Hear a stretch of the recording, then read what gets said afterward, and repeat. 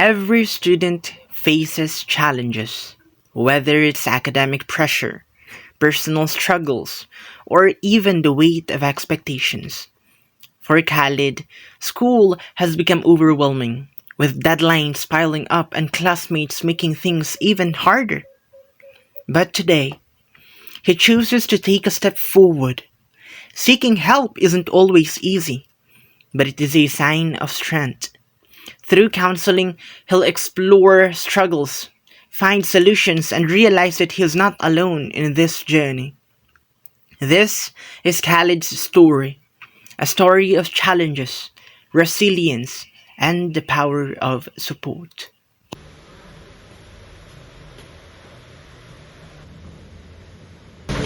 Hi, come in. Feel free to make yourself comfortable. Mamaya, Mr. Counselor will be with you.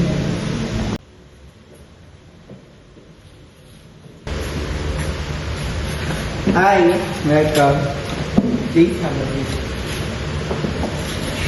I'm Maswati M. Baragir, your counselor today, and you are? I'm Zabril Khalid. Nice to meet you, Khalid. First time mo ba dito? You seem a bit nervous, but don't worry. Super chill lang tayo dito. Opo, first time. Hindi rin ako sigurado kung kailangan ko bang pumunta dito. But my friends kinda convinced me na dumulog dito po. I'm glad you did. This place is for you. No judgment. Just a place to talk. Whatever we discuss stays between us, okay? Okay, mabuti naman po. Good. So, how may I help you? Paano ko kaya matatapos ito? Ang dami ko pang gagawin. Wala pa akong matatapos ng isa. Ay, sorry hindi kita nakita. Puro kasi papel eh. Lumabas ka naman sa lungga mo. Oh no, bumagsak yung libro mo. Katulad ng brakes mo. Tara na. Hala, Khalid. Okay ka lang? Tara, Ted. Diyan muna tayo. Baka mas lalo kang ma-stress. Kaya nga, tara. Feeling ko everything's just piling up. School has been super stressful lately. And on top of that, marami din ako mga kaklase na nagbubuli sa akin and pinagtatawanan ako. Go on. What's been happening? Some classmates, ang hilig nilang mag-trip sa akin. At first, I thought okay lang. But parang araw-araw na lang and hindi na ako natutuwa sa ginagawa nila sa akin na pagkaisahan ako. That sounds really tough. Have you told anyone about this? Not really. I just ignore them most of the time. Ang hirap kasi kahit di ko sila pinapansin, gumagawa sila ng dahilan para asarin ako. Oh, I can see na ang dami mong iniisip lately. But the fact na nandito ka ngayon means you want to do something about it, which is actually a great start, Khalid. We're here to help, and remember na you don't have to go through it alone. Yes, that's right. What you said, Khalid, that's really frustrating. And I can imagine it's affecting not just your confidence, but also your focus in school. Exactly po. Ang dami ko nang iniisip. Assignments, deadlines, exams, tapos eto pa.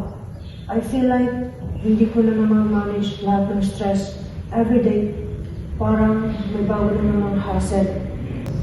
I hear you. Stress from school plus dealing with those classmates. That's a lot. I'm really glad you opened up about this.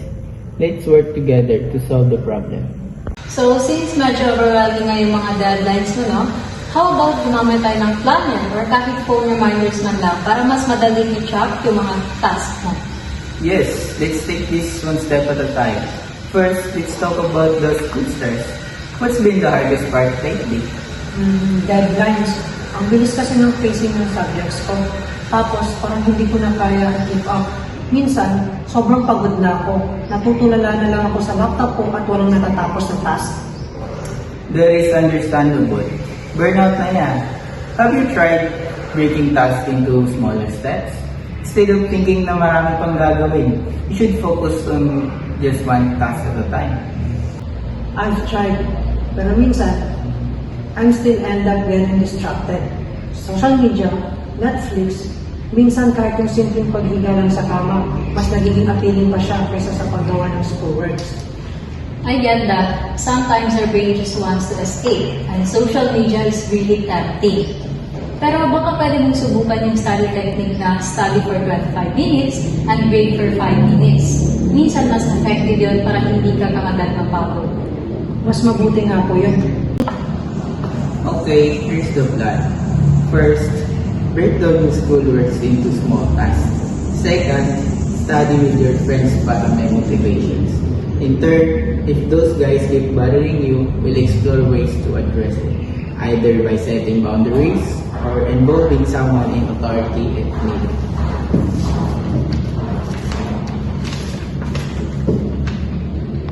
Mukhang mas manageable na po to, sir, Mr. Counselor. That's the goal. Hindi mo kailangan gawin lahat sabay-sabay. Take things step by step. Alright, thank you, Mr. Counselor. Anytime, Khalid. Remember, you're stronger than you think. Let's check in again soon and see things how going. And we're happy to help. One step at a time lang, okay? Sounds good, Miss City.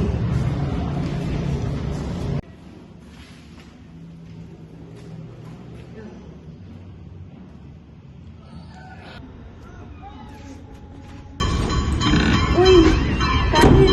Oh, kumusta? Okay ka lang? Oo, actually, mas magaan na yung pakiramdam ko ngayon. And feeling ko, kaya ko na i-handle yung stress ko. And super helpful talaga nung ginawa ni Counselor kanina. Wow, anong sinabi ni Counselor Parodi? May life-changing advice sa'yo. Hindi naman life-changing.